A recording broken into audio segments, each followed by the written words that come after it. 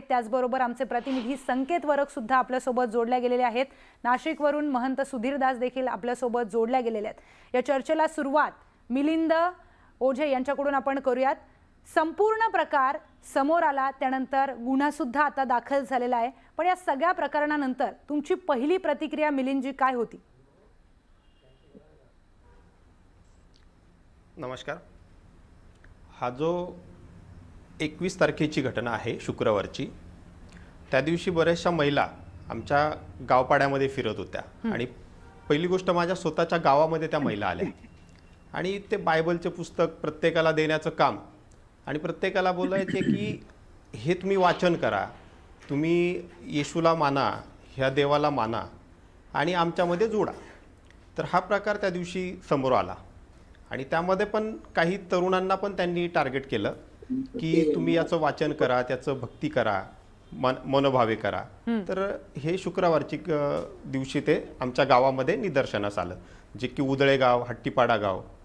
आणि त्याच्यामधनं त्या ज्या महिला ज्या होत्या ह्या प्रत्येक घरोघरी पण फिरल्या आणि जबरदस्ती देण्याचा प्रयत्न करत होते।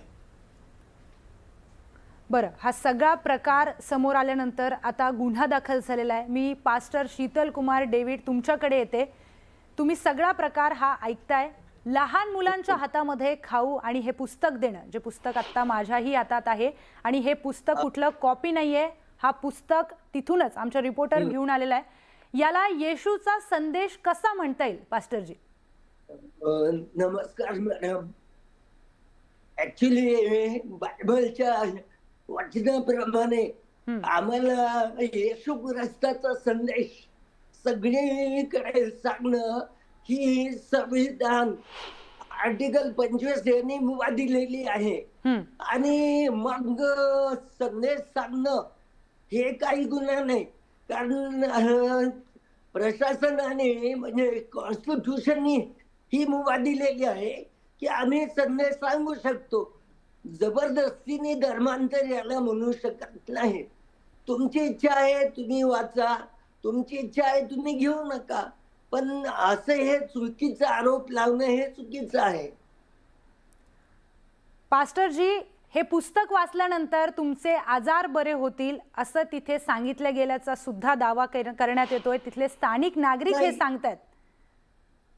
ठीक आहे, मी न्यूज बघितलेली आहे, पण असं कोणाचा तिथे व्हिडिओ नाही की असं हे केलेलं आहे। आणि ठीक आहे, काही गोष्टीमध्ये अपवाद आहे, परंतु शास्त्रामध्ये लिहिल्याप्रमाणे आम्हाला धर्म स्वातंत्र्य अधिकार आहे, कॉन्स्टिट्यूशनने दिलेला आहे, तर आम्ही आमचा प्रचार करणं थांबवणार नाही।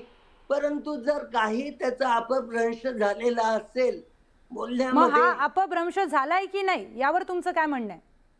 अपभ्रंश झालेला आहे, कारण सगळीकडे आरोप लावणं ही एकदम या काळामध्ये एकदम इझी गोष्ट झालेली आहे की ख्रिस्ती लोकांवर एक सगळीकडून आरोप लावला जातो की हे ख्रिस्ती लोक धर्मांतर करतात, पण अजूनपर्यंत कोणाचंही धर्मांतर झालेलं नाही। विश्वास ठेवण्यासाठी कायद्याने आम्हाला कॉन्स्टिट्यूशननी पण प्रत्येकाला अधिकार दिलेला आहे की कोणी कोणत्याही धर्मावर विश्वास ठेवू शकतो। तर याला आपण वेगळं वळण देण्याची पद्धत आज पूर्ण भारतामध्ये आहे आणि हे काही बाहेरचे लोक नाहीत, हे तिथले स्थानिक लोक आहेत। परंतु जे बाहेरून आलेले आहे त्यांचं जर काही बोलण्यामध्ये चुकीचं झालं असेल तर आम्ही त्याच्याबद्दल आम्ही खात्री देऊ शकत नाही। बरं, तुमच्याकडे मी पुन्हा येते।